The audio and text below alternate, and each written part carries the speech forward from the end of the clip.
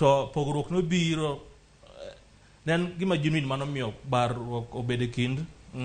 mano miyo joka koro wuok e Catholic Church to dhie Anglican. But Kenya commission no kata ko oketi to wadwa yie kod jalony wadwa Green ni ok nyal chun rais mondo oketi jomoko dwa keto nikech ene rais to ng'e gimo omiyo ofom ninin to bido ka Azimio be nyosa ringe court mondo stop wach makamano to emani despite mano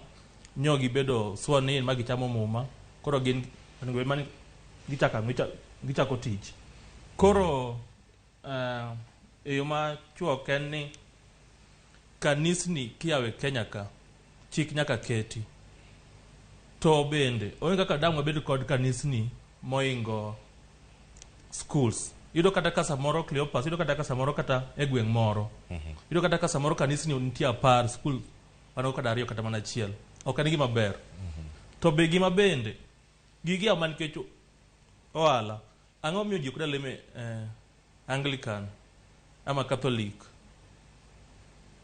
nikech katiba ma Kenya miyo gi thuolo mar lemo. Yes, miyo gi thuolo to king'e pinje modongore in developed countries or in mature democracies machalo UK kod US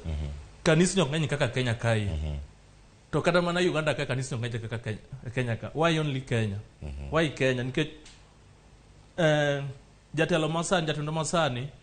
emomiyo mano emonyayo gimoro ailano nikech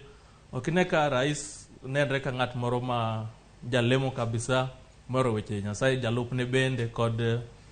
first lady magwa bende kargi ariyogo yudo ka gin jomo odoko weche mag koro mane gima kelo mane manyayo mano to Kenya dogo matek ni kanisa ok ta yawo aya wachane chike moko bende nego ket kanyo koso nyakoro moge jongwa ni thuolo bende maroro